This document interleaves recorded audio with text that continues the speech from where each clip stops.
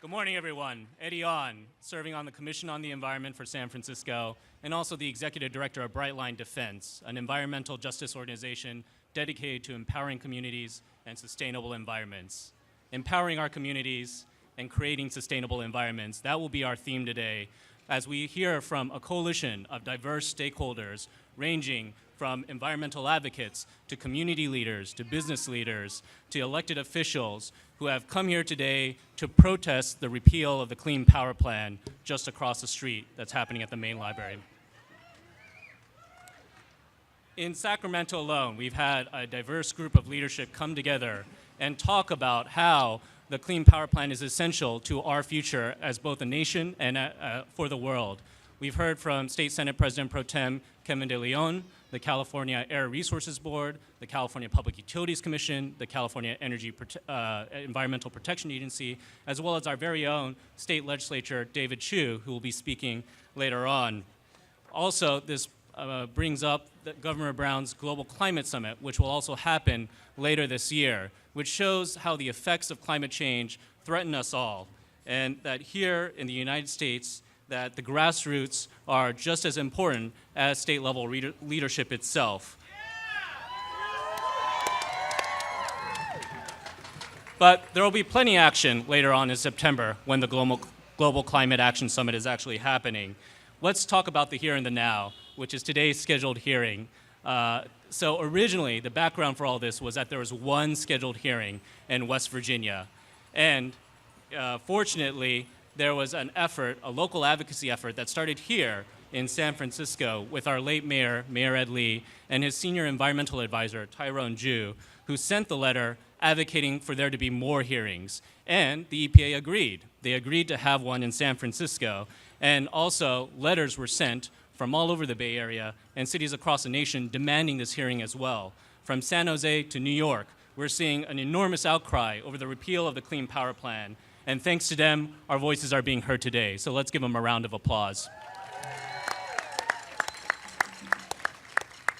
We've seen momentum build for this across multiple states and different communities. In the grassroots, Brightline submitted a letter on behalf of 10 grassroots environmental justice, social justice, job training organizations from Bayview Hunters Point, one of the most polluted neighborhoods in San Francisco.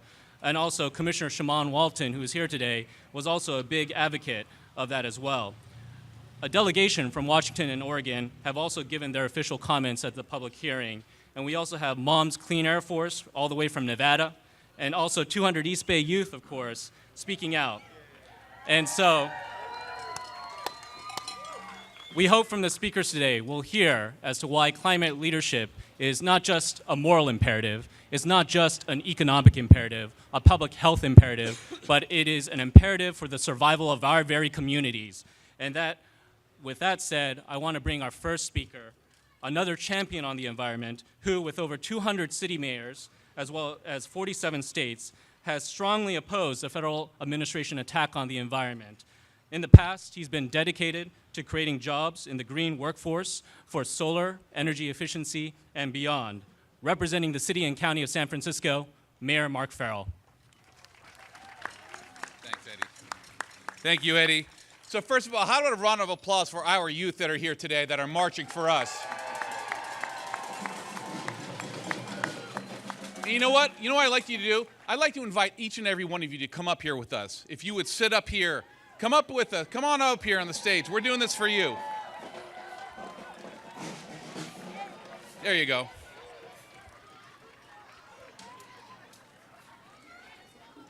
Much better.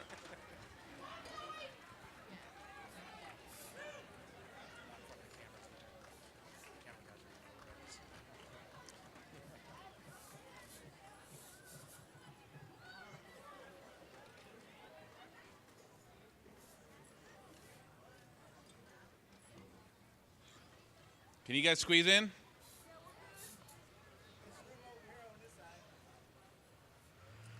All right, well, we're going to keep rolling. Look, I want to thank everybody for coming out today to this press conference, to stand with us.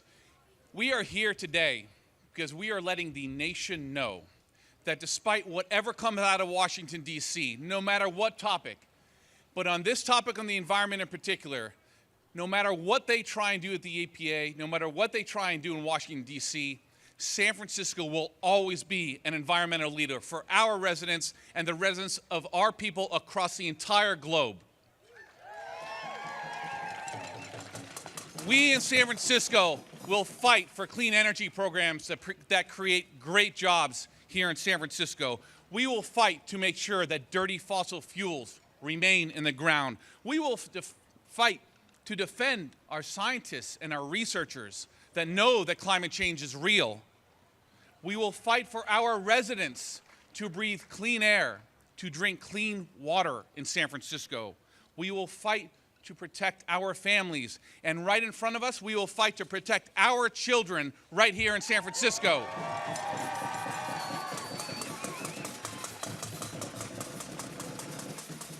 We are going to fight for our nation's clean power plan. In San Francisco, we are not going to back down from these climate commitments no matter what happens. Because here in San Francisco, we know that this works. Thanks to our city's Clean Power SF program, run by Harlan Kelly, who is right behind us, and our San Francisco Public Utilities Commission. How about a round of applause? Thank you to Harlan. We are going to reach our goal of 50% renewable energy by 2020, and we will reach our goal of 100% renewable energy by 2030 right here in San Francisco. And everyone needs to take note that over the last few years, we have reduced our greenhouse gas emissions by 28%. And at the same time, our economy grew by 78%, and our population increased by 19%. We can do this all together. We have erased the myth. We have erased the myth that a strong economy and a clean environment cannot go together. We in San Francisco are proving everybody wrong, and we want the entire nation to follow our lead. So today, let us send a message to Scott Pruitt and to the EPA and the Trump administration.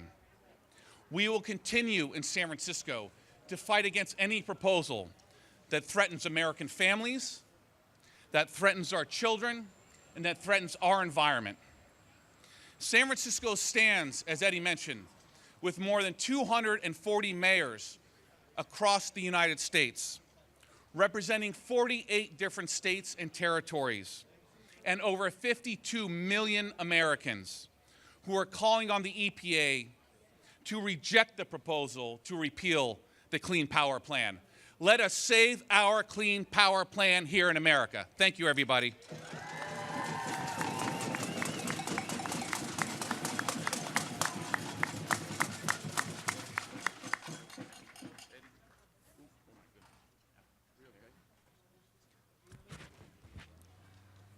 Thank you, Mayor Farrell. At this point, the next speaker almost needs no introduction. His work in philanthropy and in climate change has been felt across the United States. He's a business leader, a philanthropist, who believes that we have a moral responsibility to give back to our families on the benefits of economic opportunity, education, and a healthy climate. He is the founder and leader of Next Gen America, Tom Steyer. Hey, you guys. Just want to make sure this lady is okay up here. Is she okay? So, I was testifying at this EPA listening session this morning, and I was listening to the other people who are testifying. And the people from California came forward, and they were smart, and they were reasonable, and they were science-driven and data-driven, and from all different parts of the community. And I was very proud of what they had to say. But I was under no illusion that anyone in Washington, D.C. was listening to the facts or the arguments that they presented, which were basically a laydown. Because I know that in Washington, D.C., the people are listening to something else, which is money. They're listening to the money of the corporate contributors who are telling this president to keep going with fossil fuels.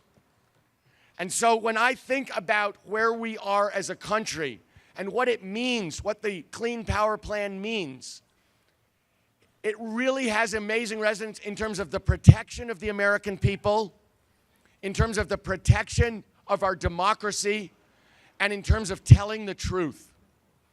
Because if you listen to those people today, and if you look at these young people, we know that if we don't clean up our air and clean up our environment and stop polluting, that we're going to have fires and we're going to have hurricanes and we're going to have floods. Wow. And we also know that the dirty air that has over 3 million Californians with asthma are going to be located in the poorest neighborhoods full of black and brown people, and that is completely unjust and unfair. We also know that if we do the right thing, we can create millions of good-paying jobs for the people in the community, that we can have lower-cost fuel, that it's smart, it's health-giving, it will make us richer. But there's something else going on in what happened today. Intellectual honesty is a crime in any totalitarian regime. Wow. Are they coming here? Intellectual honesty is a crime in any totalitarian regime. That means the truth itself is not acceptable in Washington, D.C., unless it makes sense for them politically. And what that means is if we can't tell the truth, if we can't look at the science and be objective and do the right thing, then that means that's pretty much the end of our democracy. And we have a president who's refused to stand up for kids in terms of the shooting in schools. He's refused to stand up against the Russians when they hack our elections. And really, when he refuses to do the right thing on climate and energy, he's saying, I'm more interested in campaign contributions from my fossil fuel donors than I am in the health and safety and prosperity of American citizens, like the kids who are sitting here right now. That is a terrible threat to everything we stand for. It is an absolutely right at the heart of our democracy, our health, and our prosperity. That's why we're going. Thank you very much. We need to get rid of this man. We need to change the regime. We need to make a difference and bring San Francisco values and San Francisco brains to the forefront of America.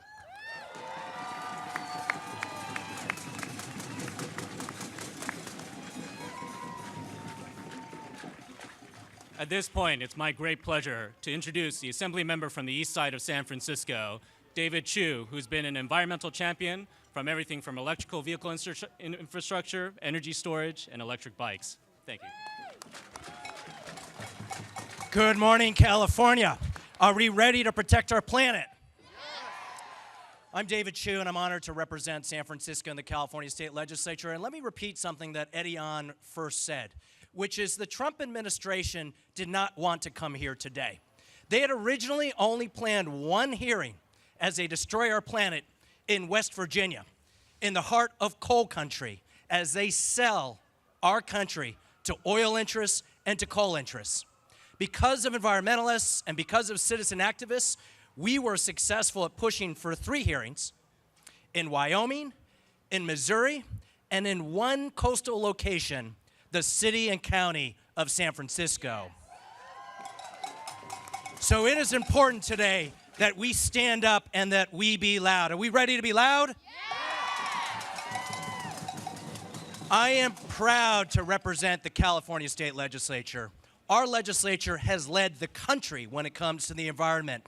Every single Democrat and a handful of courageous Republicans have ensured that we have put in place the cap-and-trade system that is leading the world in how we reduce CO2 emissions. That we have put in place a green and clean economy that's proving what does it mean to be less dependent on fossil fuel. That we are building a state that does not have to rely on oil. Let me tell you, for me though, this is as personal as it is for all of us. My son turns 2-year-old today. And I have read that if this plan is not put into place by 2030, his classmates, by the time he's in high school, will suffer that year 90,000 asthma attacks. That there will be 300,000 school days and work days missed because of the pollution in our air. And we think about what's going to happen in a few years. How many feet of sea level rise are we going to see in our bay? How many fires and droughts and extreme storms and mudslides are we going to experience? Is it going to be every month, every week, or every day? We are here because these kids deserve a planet that is better than the planet that we have right now. And we're here to say we're ready to defend our planet, we're ready to defend our country, and we're ready to defend California. Are you ready? Are you ready? Thank you so much.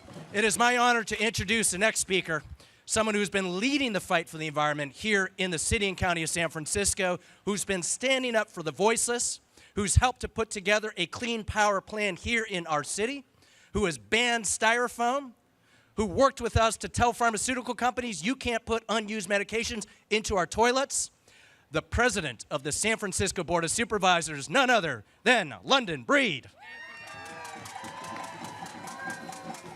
Thank you, Assemblyman Chu. Hello, environmental leaders. We are standing here for one reason and one reason only: to fight for our planet and to fight for the future generations. These young people sitting right here today, we have to do everything we can on a local level to make it clear to everyone in Washington, D.C., everyone who is trying to turn back the hands of time to destroy our planet, that we are not going to take it. We are here to stand strong and proud to say that we support moving clean power forward all over this country. We will not allow the next generation to bear the brunt of the decisions that have been made that have put us in this position in the first place. Here in San Francisco, we have led on environmental issues, as Assemblymember David Chu has already said. We move forward with Clean Power SF, the single most important thing we can do to combat climate change. We ban styrofoam, the largest ban of styrofoam in the country. And we push forward drug take-back legislation that kept over 40 tons already out of the bay and landfill. But we are not done. We are not done. There is more work to do. And I'm proud that yesterday the legislation I introduced to make it clear that we don't support what this administration is trying to do to turn back the hands of time, that we unanimously at the Board of Supervisors passed legislation to ask this administration to uphold the Clean Power Plan introduced by the Obama administration.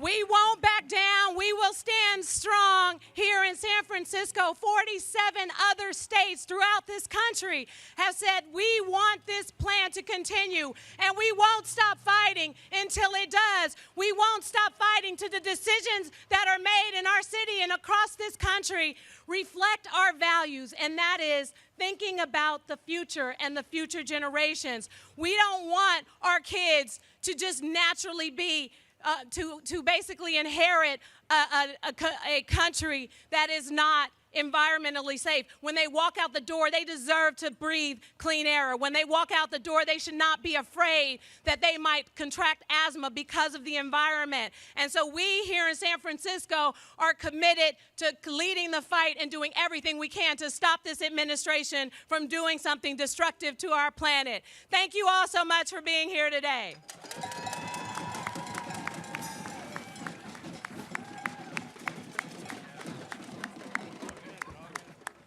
And now, the Army, the soul of this rally. Oakland youth have come today to protest the repeal of the Clean Power Plan. It's again my pleasure to introduce the Warriors for Justice from the Urban Promise Academy. Two speakers. Well, come on up.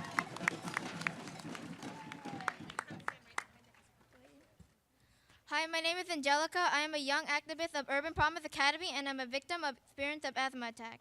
I'm also a youth, as you see, and the word seems just a regular word. But this word is more than you think.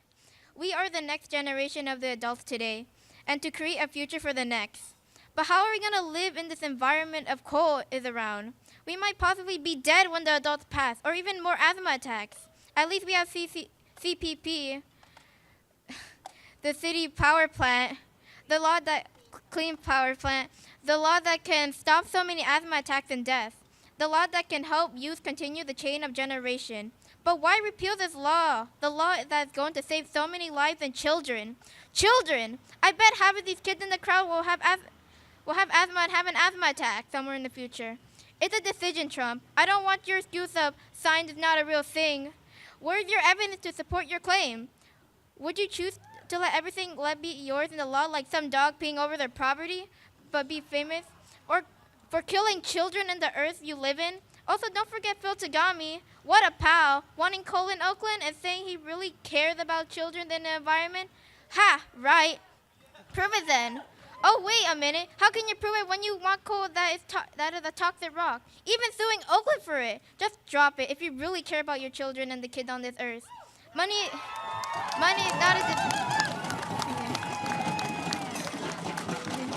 Money is not important right now. This decision is considered life or death.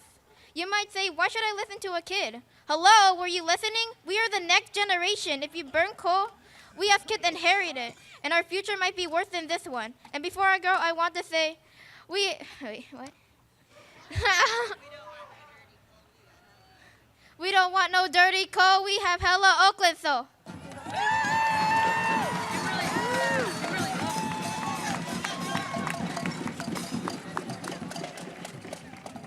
We haven't done an honest evaluation of the role energy efficiency can play in our economic development and our energy future as a state. Until we do that, we think it would be a bad policy to approve any new nuclear or coal plants, quote by unknown.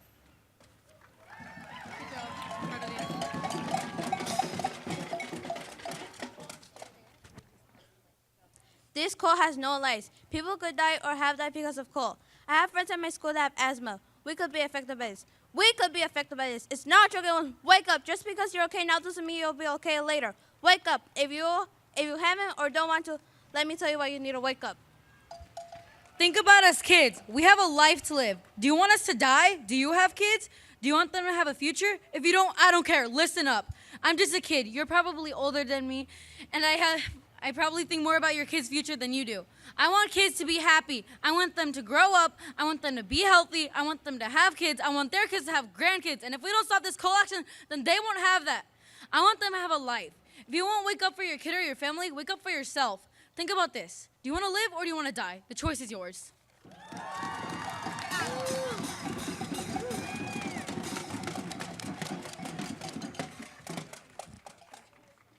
This world we live in at this very moment is all we have. It breaks this kid's heart to know that the people who are supposed to protect our environment are destroying it. Children like us have to fear the government because of what they are doing.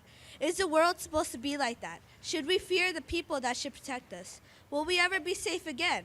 Why is the EPA doing this? Shouldn't they protect our environment? All of these questions form in our heads when we think of this crisis. Children and people in parts of the world have to wear a mask to step outside. Should our country follow their lead? Our leaders are putting our health at risk for what? Money. Passing coal through Oakland will bring wealth to them and death to us. So I'd like to share mine and many of others' opinions so I can say something and make a difference. We kids are trying to help our planet by reducing the amount of pollution polluting our clean air.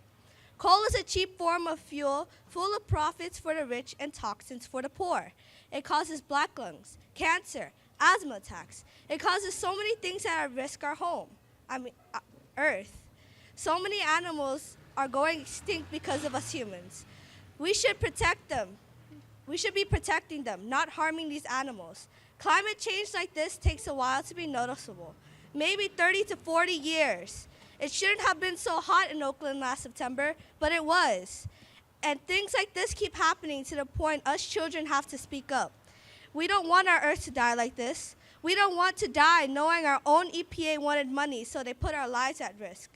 This is happening across the world, but if we stop our excessive pollution, it can make a positive difference. even if it is just us. Big things start little. Us kids started off little, but look at us now, standing up for what is right.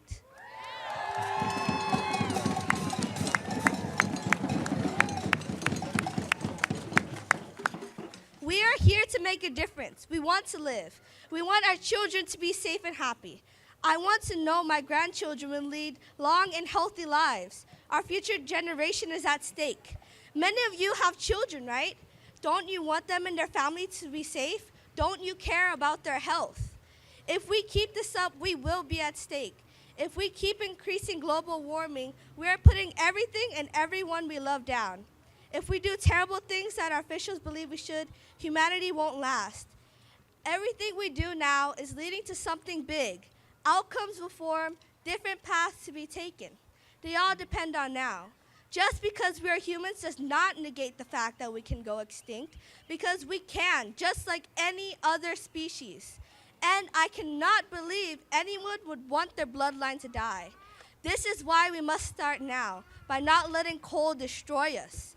Because, as I said, big things start little. Huge changes were just once a group of people wanting to make a difference. And future changes are us kids wanting a better forthcoming. This speech leads down to what I want, what we want as children and as people.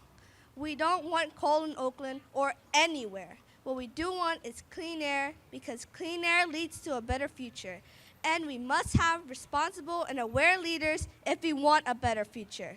So please listen carefully to what we say, because it does affect everyone. It affects wildlife, it affects me, it affects us, it affects you. And I am sure you would love to live past 80, maybe enough to meet your great-grandchildren. I understand we all have different opinions, and since I have heard yours, I would like you to listen to mine. And I hope you have, because that would make me extremely happy.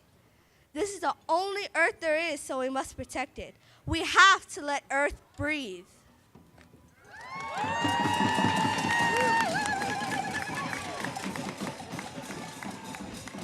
Right now, we are going to lead a chant. Escuchan, escuchan, estamos en la lucha. Escuchan, escuchan, estamos en la lucha. Escucha, estamos en la lucha. Escuchan, escuchan, estamos en la lucha.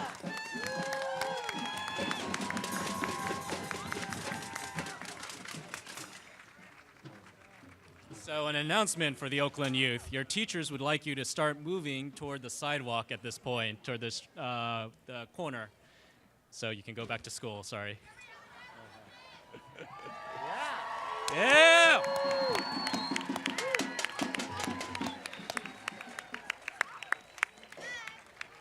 Bye. Thank you. Thank you.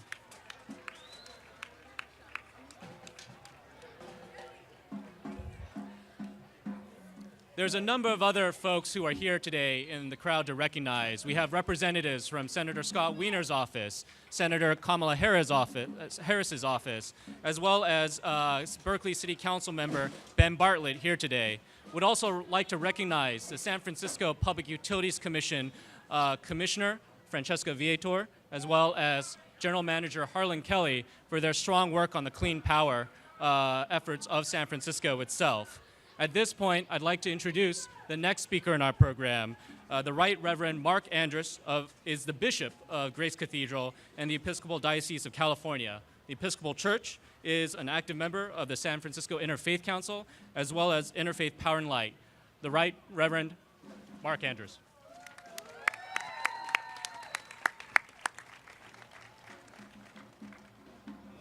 As the light is leaving, I'd like to ask all of us to just stand for a moment in honor and in prayer, if you're given to prayer, or in intention, if you're given to intention, for the woman who was the polar bear for us, who is being taken away. Let's have an intention for her health and for her witness, and to understand that she was standing up for that which matters. And that's what you're doing. So she stands for you. and me and this planet. And if we don't stand up, if we don't show up, there won't be something to show up for. So let's just take a moment of silence.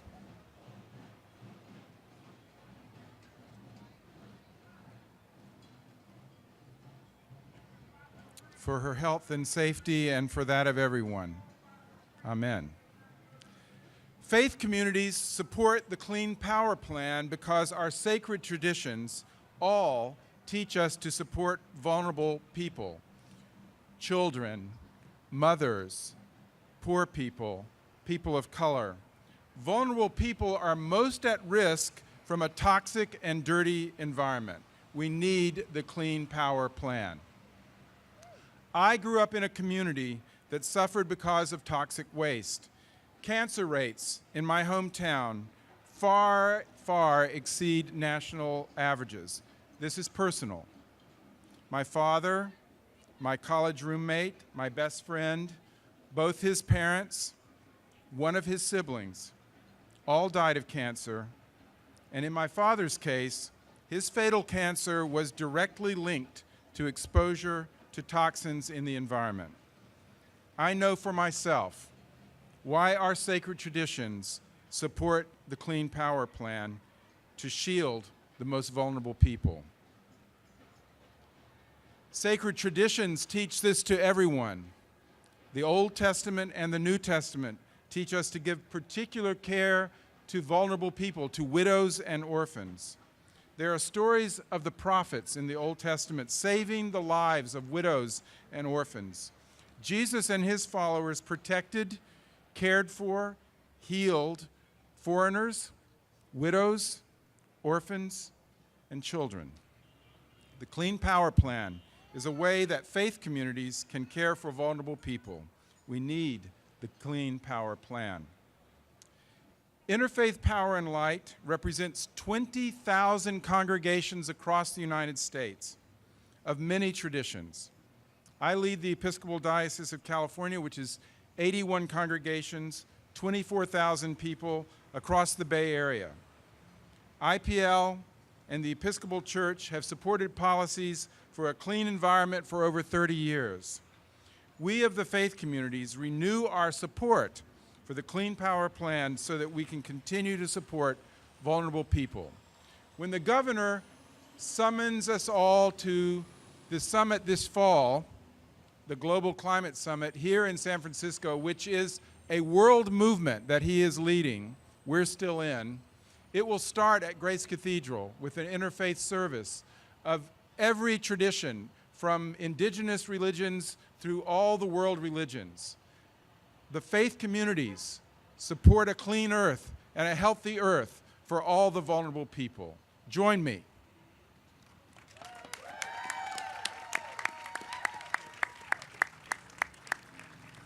Before I introduce the next group, I'd also like to recognize fellow Commissioner Lisa Hoyos of the Commission on the Environment, as well as Sierra Club.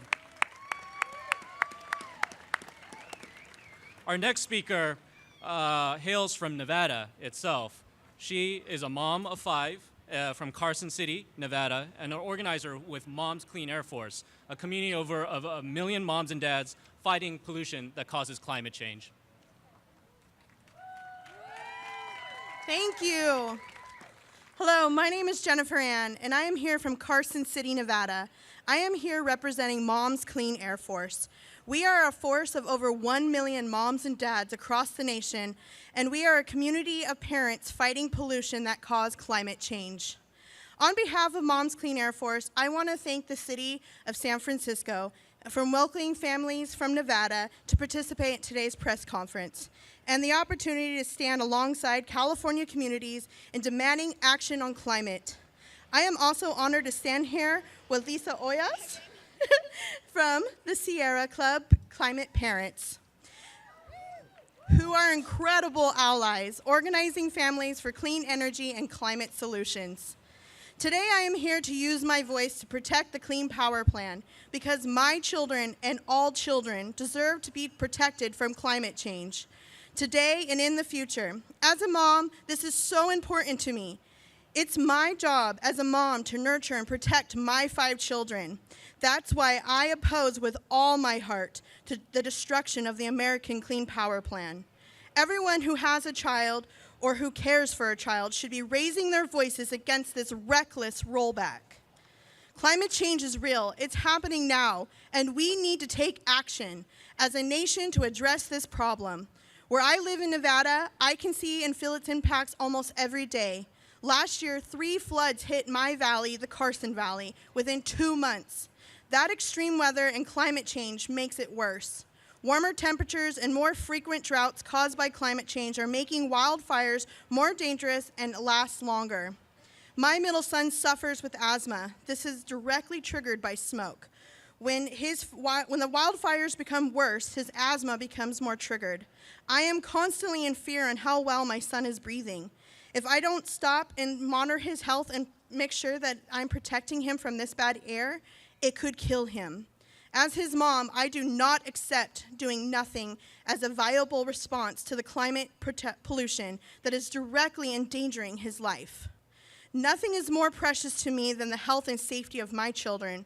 The proposed rollbacks of the American Clean Power Plan is an effort to the American moms and dads like me who want to protect the health of their children. The American Clean Power Plan can prevent 90,000 asthma attacks and 300,000 missed workdays of school by 2030. It is the most significant action that the U.S. has ever taken to address climate change. Without it, my son and other children will face increased risks from air pollution, heat waves, extreme weather, infectious diseases, rising sea levels, and much more. Carson City moms, Reno moms of Nevada, and California moms, American moms, we want a solution to this problem. We want our children to be happy and healthy, to breathe clean air, and to drink clean water, to enjoy the healthiest of futures. Parents across the country are waking up to the urgency of this issue, and we are demanding our leaders to take action now. We want to keep the Clean Power Plan, and our children are depending on it. Thank you.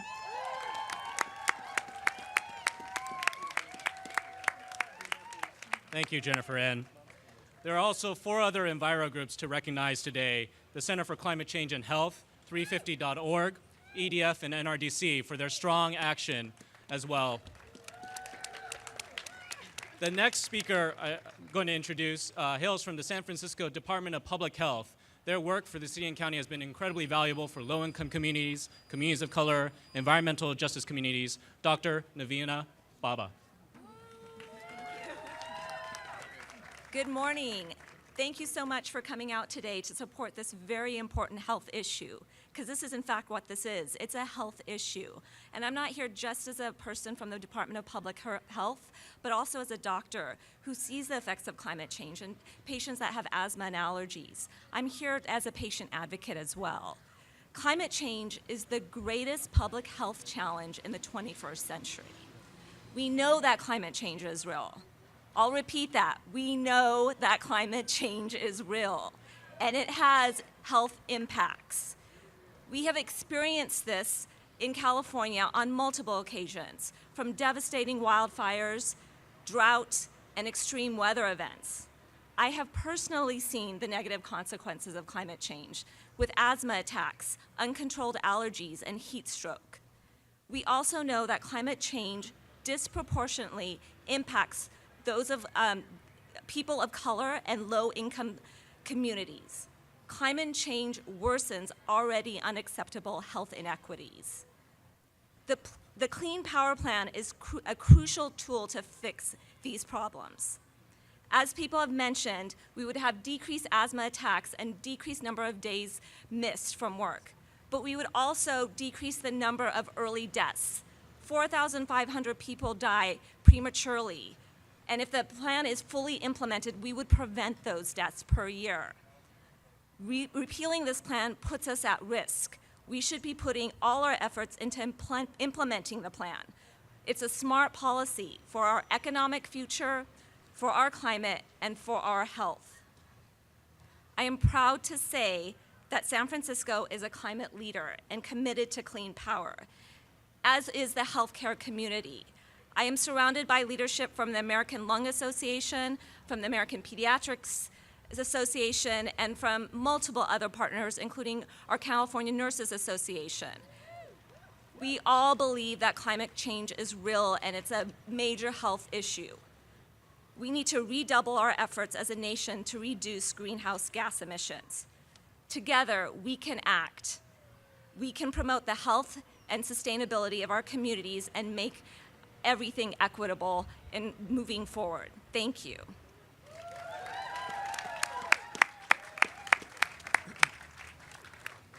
Thank you, Dr. Baba. The next speaker is going to be shifting the program a bit because it shows another stakeholder which is incredibly important to this discussion, representing the San Francisco Chamber of Commerce, Darren Cheatham. He works on energy policy and engagement for the Chamber and has been in the clean energy space now for 7 years.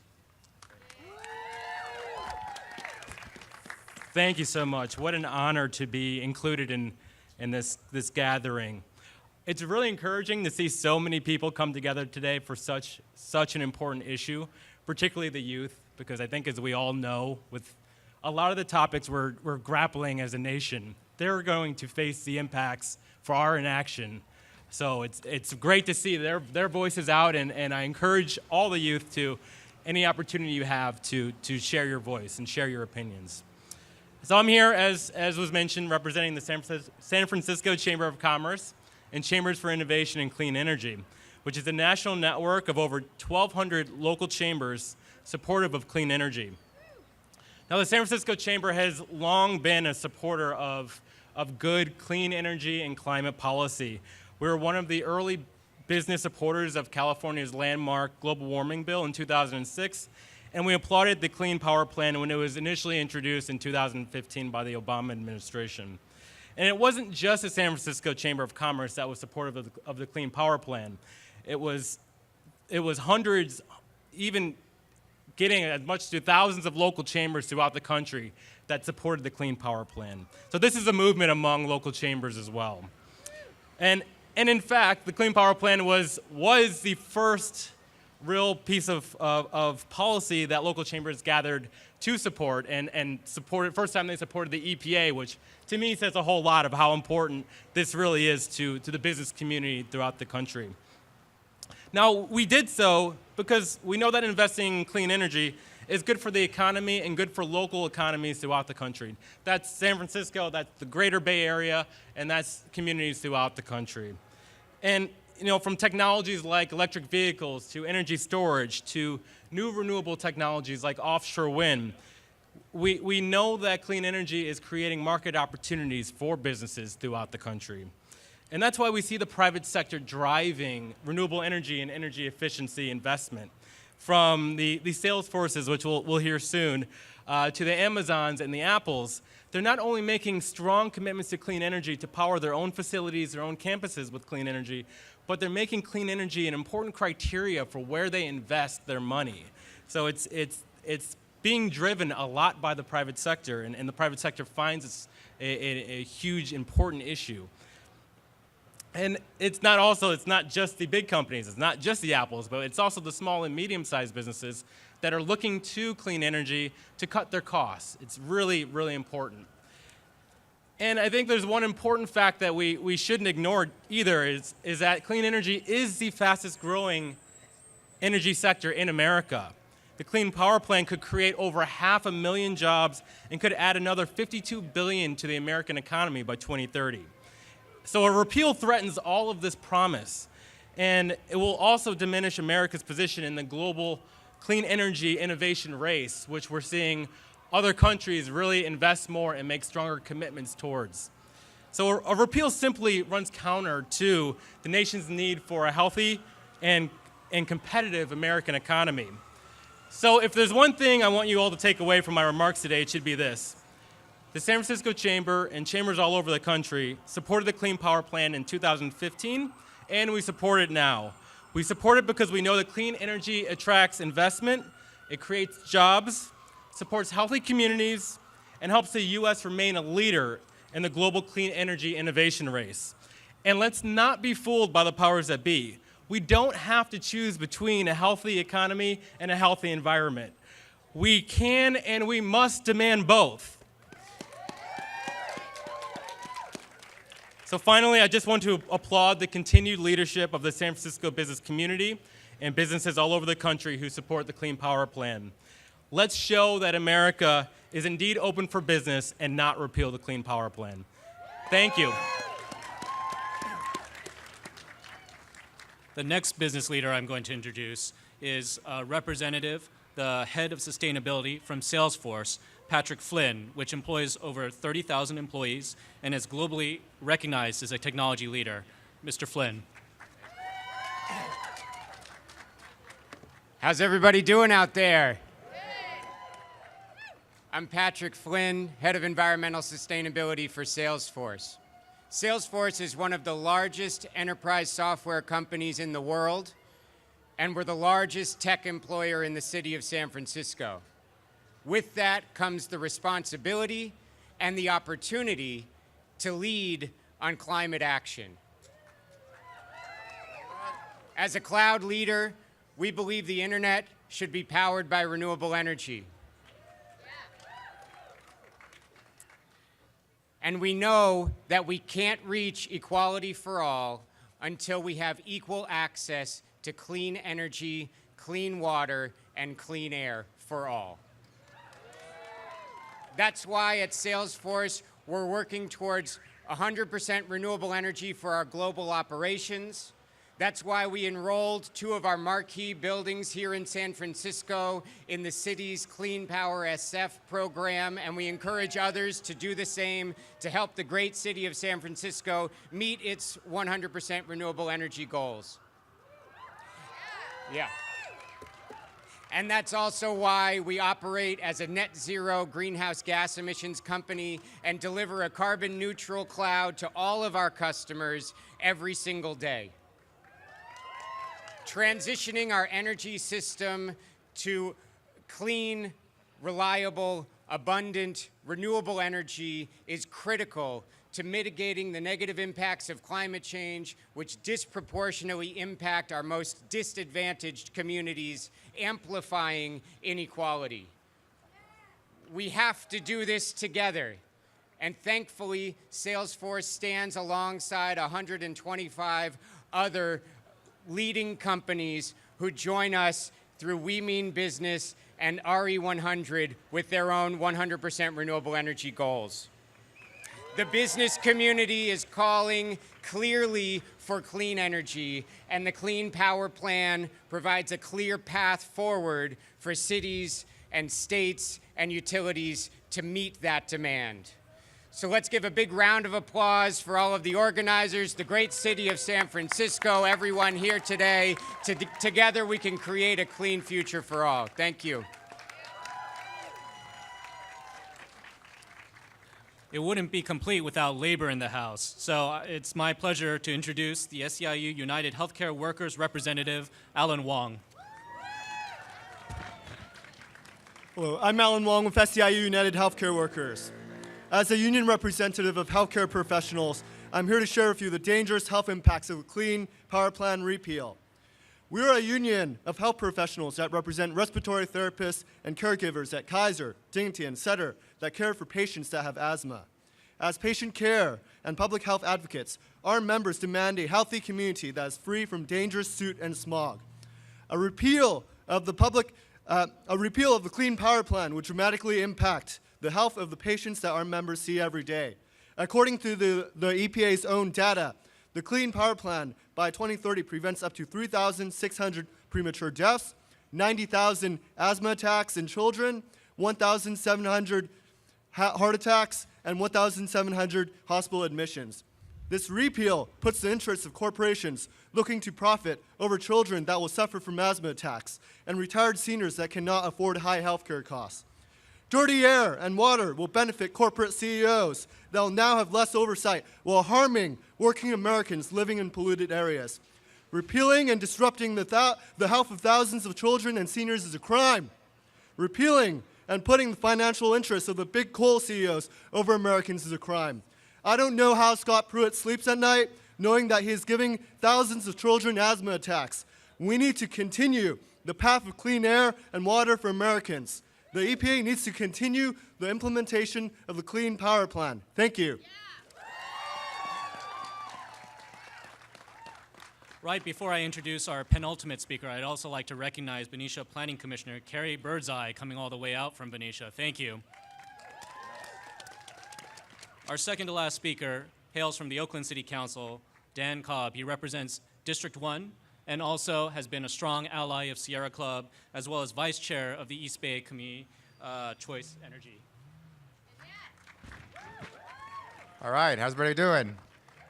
You know, a year and a half ago, many of us are activists here, are activists in our present or past lives. We've marched along Market Street and around Lake Merritt and on all sorts of issues. A year and a half ago, who would have thought we would have to have marched for science? It's like we're living in Alice in Wonderland, but we did. I was proud to be one of the speakers at that rally right here in San Francisco just almost a year ago.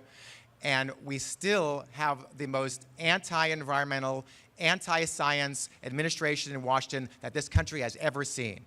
And what we're going to do in California, in San Francisco, in Oakland, in East Bay cities, in our entire state, and many other states, we're not going to take that lying down. We're going to put forward more, we have policies already in place to push back, reduce air pollution, reduce heat trapping greenhouse gases that cause global warming, and now we need to take that to an even higher level. So right now we have a 50% requirement for clean energy in California. We need to up that to 100%.